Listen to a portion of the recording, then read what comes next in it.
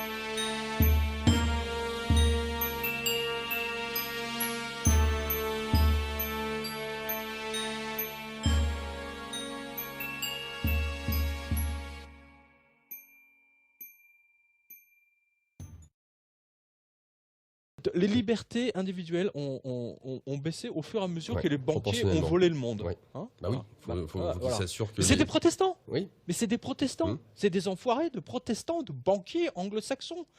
L'exemple typique, on en a déjà parlé ici, c'est le Bloomberg. Bon, alors lui, il n'est peut-être pas spécialement protestant, mais le maire de New York, le notamment. maire de New York. Le monsieur Bloomberg décide d'interdire aux New-Yorkais d'acheter des grandes bouteilles de Coca-Cola ou de Fanta. C'est ce monde protestant typiquement orwellien que George Orwell justement a mis en avant, et on le voit en action aujourd'hui. Hein, là, on le voit. Hein, c'est-à-dire que le vol de la démocratie va avec le fait qu'un connard comme Bloomberg décide d'interdire aux New-Yorkais d'acheter des bouteilles de Coca de 2 litres.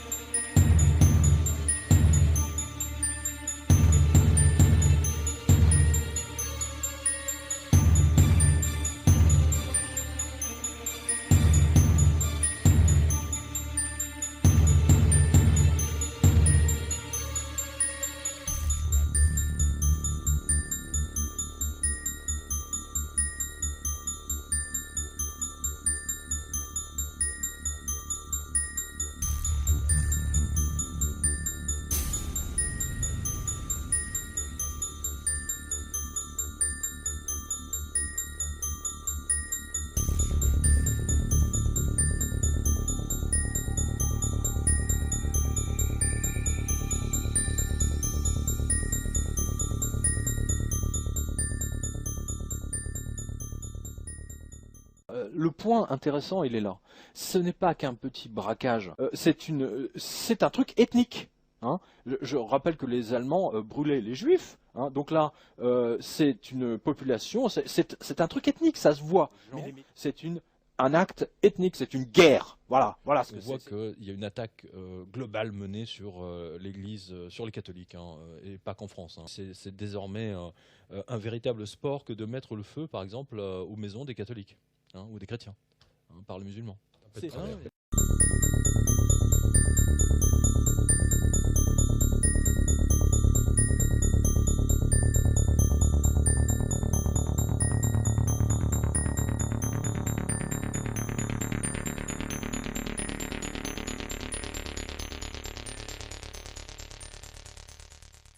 Cela nous mène droit vers la guerre civile, à un moment donné ou à un autre.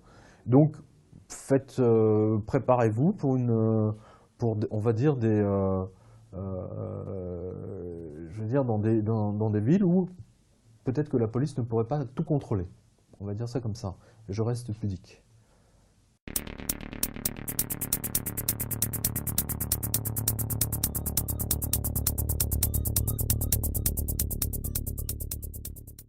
Vous devriez passer quelques images pour illustrer mes propos de ce qui s'est passé à Londres l'été dernier. Oui, on a le souvenir de ça, oui. Et oui, alors, puisque c'est parti d'un seul coup. Hein, vous avez vu que Oxford Street a été pillé.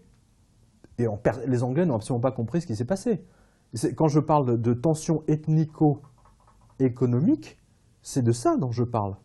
Parce qu'on oublie trop souvent que en France, en ce moment, il y a un mélange ethnique et que les tensions économiques sont telles qu'à un moment donné, il y a une étincelle qui va faire que ça va exploser exactement comme on l'a vu à Londres.